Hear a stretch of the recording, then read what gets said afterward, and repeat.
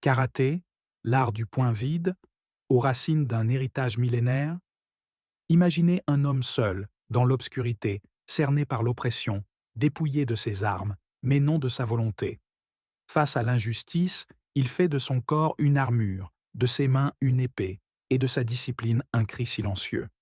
Ce n'est pas un mythe, c'est la naissance du karaté.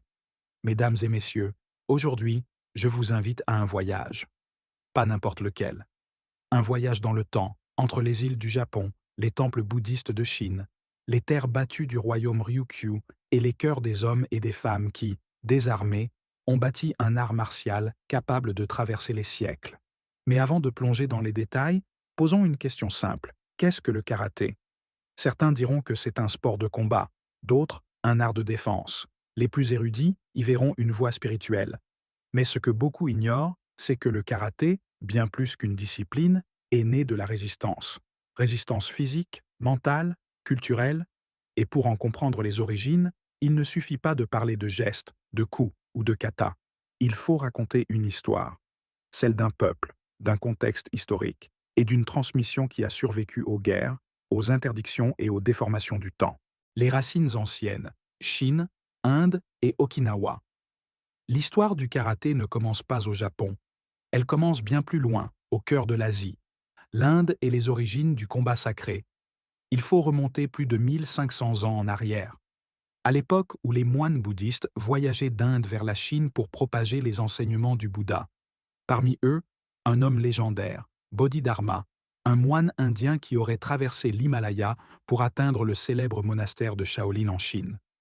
Selon la légende, Bodhidharma découvre à son arrivée des moines affaiblis, incapables de soutenir la méditation longue.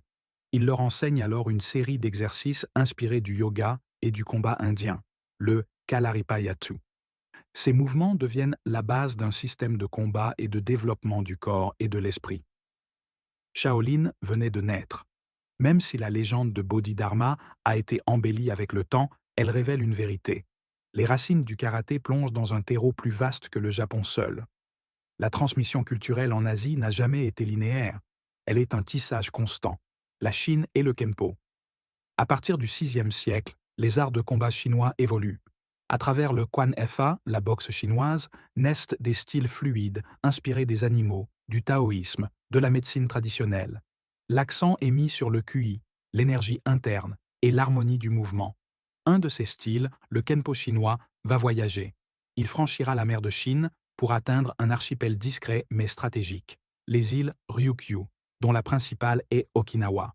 Okinawa, terre d'interdiction, berceau de résistance. Okinawa n'était pas toujours une partie du Japon, c'était autrefois un royaume indépendant, le royaume Ryukyu. Un carrefour commercial entre la Chine, la Corée, le Japon et l'Asie du Sud-Est. Un peuple entre deux géants. Dès le XVe siècle, Okinawa tisse des liens diplomatiques et culturels étroits avec la Chine. Des envoyés y apportent leurs coutumes, leur écriture, leur médecine et leurs arts martiaux.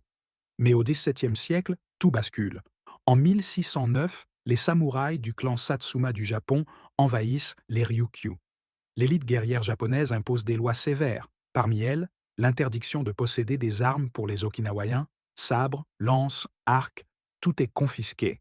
Même les moindres outils pouvant être détournés sont bannis. C'est dans ce contexte que naît le karaté. Privé de l'acier, le peuple d'Okinawa fait de son corps son arme. En secret, dans l'ombre, naît un art de défense basé sur des frappes, des blocages, des esquives, inspirés du Kenpo chinois, mais adaptés à leur réalité insulaire. L'émergence du karaté, 3 villages, 3 styles. À Okinawa, 3 villages deviennent les foyers principaux du développement du karaté, Shuri, Naha et Tomari. Chacun donne naissance à un style. Le shurite, développé dans la ville de Shuri, capitale royale, le style shurite est rapide, direct, presque linéaire. Il met l'accent sur la vitesse et l'efficacité. Ce style influencera plus tard le Shotokan, le plus populaire au Japon. Le Nahate. À Naha, un port commercial en contact direct avec la Chine, les techniques sont plus enracinées, plus circulaires, avec une respiration contrôlée. Il deviendra la base du style Goju-Ryu. Le Tomarite. À Tomari, village de pêcheurs et de marchands, se forme un style hybride, influencé par les deux précédents. Il demeure discret, mais contribue à la richesse du karaté traditionnel. Chaque maître n'avait pas d'école officielle. Il transmettait son art à quelques élèves triés sur le volet, souvent la nuit, parfois dans les champs de canne à sucre, toujours dans le silence et la loyauté.